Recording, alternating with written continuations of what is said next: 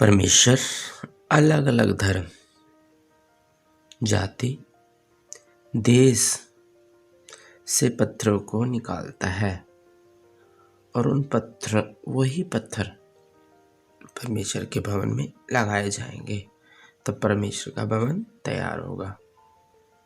और शैतान जो है उस क्वालिटी को चेक करता है। क्वालिटी इंस्पेक्टर कौन है? शैतान, जो पत्थरों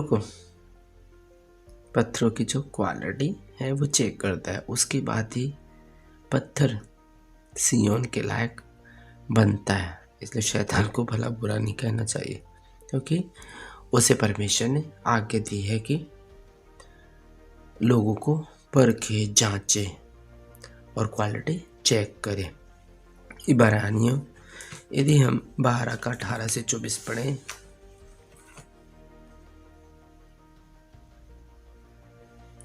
तुम तो उस पहाड़ के पास जो छुआ जा सकता था और आग से प्रज्वलित था और काली घटा और अंधेरा और आंधी के पास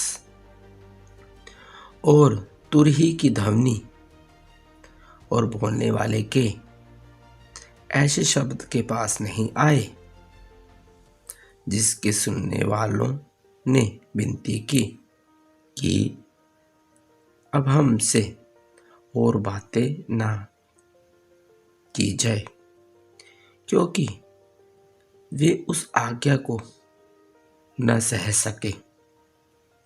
यदि कोई पशु भी पहाड़ को छुए तो पथरवाह किया जाए। और वह दर्शन ऐसा डरावना था कि मूसा ने कहा, मैं बहुत डरता और कांपता हूँ। पर तुम सिय्योन के पहाड़ के पास और जीवते परमेश्वर के नगर स्वर्गीय यरूशलेम के पास और लाखों स्वर्गदूतों और उन पहलोठों की साधारण सभा और कलीसिया, जिनके नाम स्वर्ग में लिखे हुए हैं, और सबके न्याय परमेश्वर के पास और सिद्ध किए हुए धर्मियों की आत्माओं और नई वाचा के मध्यस्थ यीशु और छिड़काव के उस लहू के पास आए हो, जो हाबिल के लहू से उत्तम बातें कहता है। अब हमें डरने की जरूरत नहीं। हम कैसे पहाड़ के पास आए हैं जो जीवता है, परमेश्वर का जो नगर है स्वर्गीय यरूशलेम, और लाखों लाख क्या है, लाखों स्वर्गदूत और वो पहलोठे और जिनके नाम स्वर्ग में लिखे हुए हैं, और जो सबका न्यायी है परमेश्वर, और सिद्ध किए हुए धर्मियों की आत्मा, जो वाचा का मध्यस्थ कौन है? यीशु मसीह, और छिड़काव के उस लहू, किसका लहू छिड़का गया? यीशु मसीह का। उसी के पास जो हाबिल के लहू से भी, यीशु का लहू हाबिल के लहू से भी उत्तम है, उसके पास हम आए हैं। ठीक है, अब हमें डरने की कोई जरूरत नहीं, क्योंकि हमारी मंजिल स्वर्ग है। और उन लोगों की मंजिल क्या थी?